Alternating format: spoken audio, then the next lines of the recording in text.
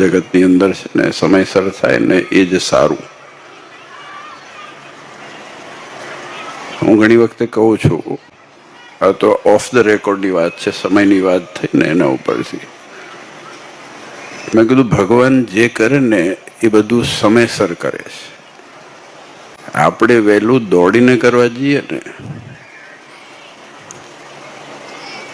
જો માં હોય પોતાના દીકરાને 9 મહિનામાં જન્મ આપે, વહેલું થાય તો છોકરું ઇન્ક્યુબેટરમાં જાય અને મોડું થાય તો 2માંથી કોકનું તકલીફ વધી જાય. એટલે સમય છે ને બહુ બળવાન છે, અને પણ ભગવાનથી બળવાન નથી. ભગવાન આપણને મળ્યા છે. આજે સરસ સંતોએ વાત કરી. આપણા ગામનો ઇતિહાસ, એ ઇતિહાસ પરંપરાનો ઇતિહાસ છે, સિદ્ધાંતનો ઇતિહાસ છે, નિષ્ઠાનો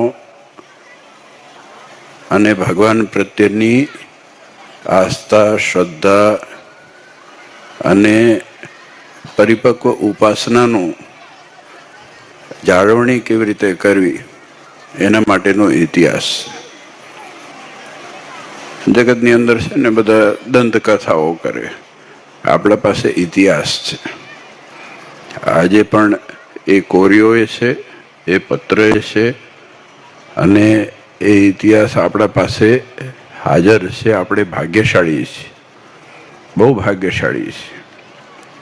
વસ્તુ એટલી છે, હમણાં સ્વામીએ વાત કરી, અને લગભગ જ્યારે જોઈએ ને ત્યારે રૂટીન થઈ જાય ને ત્યારે અંદર ઉતરતું બંધ થઈ જાય છે. જેમ આરતી કરતા હોઈએ તો પૂર્ણાહુતિની આરતી કરતા હોય તો આમ જોતા ડાફોડિયા મારતા હોઈએ આપણે બધાએ, કેમ કે ટેવ પડી ગઈ. બાકી મુક્તાનંદ સ્વામીએ જે શબ્દનું વર્ણન કર્યા છે, જો એ આરતી જ એક માત્ર કડીએ જો જીવનમાં ઉતરી જાય તો આ જીવનું કલ્યાણ તો ઠીક છે, ભગવાન સામેથી આવીને લેવા આવે, અને આ ભાવમાં તો સુખી થવાય ને દેહ પડી જાય તો એ સુખી થાય. આજે આનંદની વાત છે કે રામપરના આંગણે આવો ઇતિહાસ આપણા પાસે જ છે. ગર્વ થવો જોઈએ રામપરના હરિભક્તોને ખાસ કરીને. જો કે ઘણા બધા હરિભક્તો દેખાય છે આ બધા બીજા ગામોમાંથી. અહીંયા જો તમે બળદિયાથી ને સામત્રાથી ને હરિપરથી ને બધા એમ જો એ બાજુ બધેથી દેખાય છે. સુખપરના છે ને માનુકુવાના દેખાય. પણ આપણા માટે હું જે માનું છું કે આ વસ્તુ એટલી મહત્વની છે ને, ખાલી સાંભળવા માટેની નથી. આજે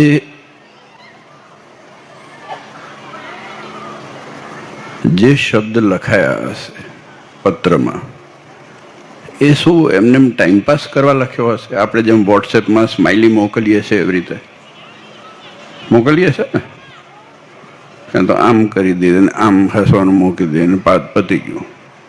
અત્યારે એવું છે, તમે બધા જાણો છો. શું આ પત્રો છે કે આજે વિચાર કરો કે એ